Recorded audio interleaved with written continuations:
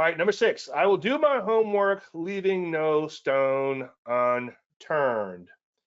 And as I think I'll say in 1 second, this is especially true in poor market conditions. There's been many days, many days, if you're on the service, like somebody was saying a while back, geez, Dave, 5 setups in 6 months, I'm not too impressed. Well, I think 4 out of 5 worked out fairly nicely. So I was impressed with myself over that period. And there was also a lot of other setups that did trigger. So I feel like I need to get credit for some of that, right? Because no capital was put into harm's way. But anyway, the point I'm trying to make is you definitely need to do your homework even in crappy conditions, because you never know when your next big winners are going to come along. And if I didn't have this education business, which is forcing me, I know myself because I could be a little lazy at times, this is forcing me to do all this work, okay?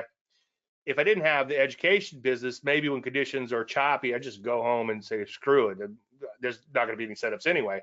And I know I kind of beat the dead horse on this, but there's been more than one occasion. I don't want to pick on one person because he's going to think it's him, but there's been more than one occasion where people are like, Dave, I'm going to take a break from this trading thing, and I'll stay in your service. Don't worry about that, because I can see the value longer term, but I just don't see any setups for a while, so I'm going to just go take a vacation or whatever. And then, of course, usually when I get that email, the next day I'll have a couple of big setups, and it'll make the whole year. So anyway, leaving no stone unturned means that I'm looking at roughly 2,000 charts a day, and I have very loose parameter scans, which I actually give away for Telechart, and you could modify them for other packages. In fact, the Telechart programming language isn't robust, but the program is quick and dirty, and I mean that as a compliment, because I could just bang through these charts and it could run those formulas really fast, and I could bang through the charts. I remember back in the day, I'm not going to say which program it was, but back in the day, and it was computer technology too, but back in the day, it would take 45 minutes to run the scans that I had to run. And I was helping someone, I was ghostwriting a stock picking service, whatever, but that's a 2-drink minimum story. But while the scans ran, instead of twiddling my thumbs, what I would do the first thing after the market closed was I'd make a copy of the database. And back then the data was, you could copy the data over, which was really, really nice. And I had a little program that you could have it display charts, but you'd have to program in what do you want to see. Like, okay, I want to see a moving average, I want to see this or whatever else, and then go. But it could only go forward. So while the scans were taking 45 minutes to run, I would just sit there like the rat going for the cocaine, hit that space bar, bam, bam, bam, bam, bam. I got faster and faster at it. So just by complete accident, because the computers were slow and the software was slow way back in the day, 25 years ago, maybe longer, shit.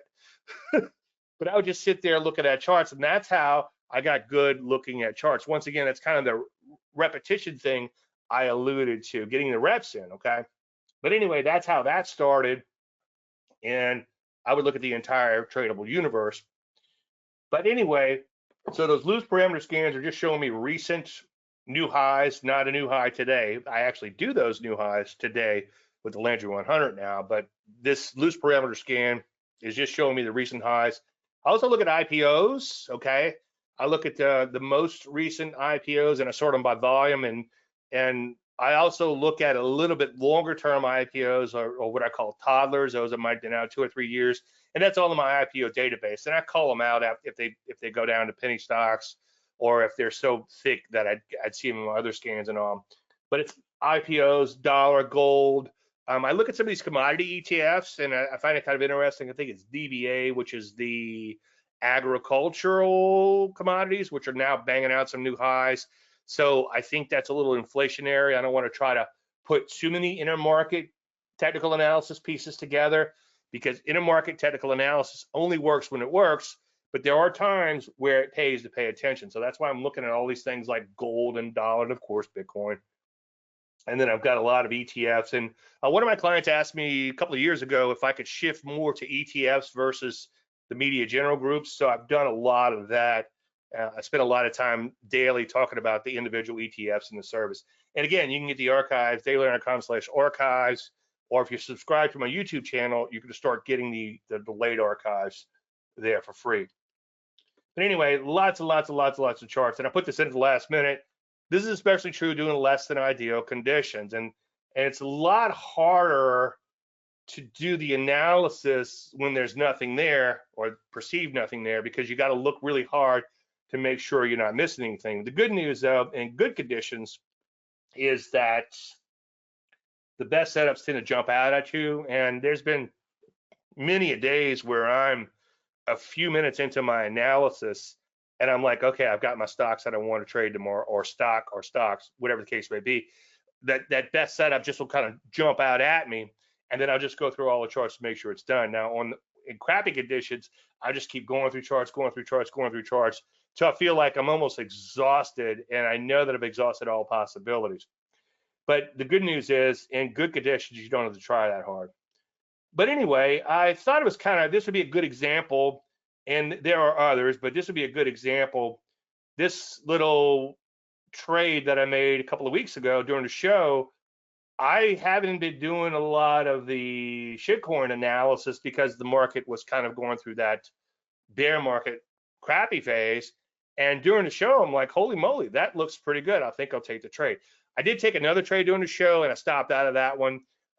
It was just a small amount investment, small amount total on that, because you could only trade that one particular pair in an account where I just had like a tiny bit of account size. So I got lucky on that one.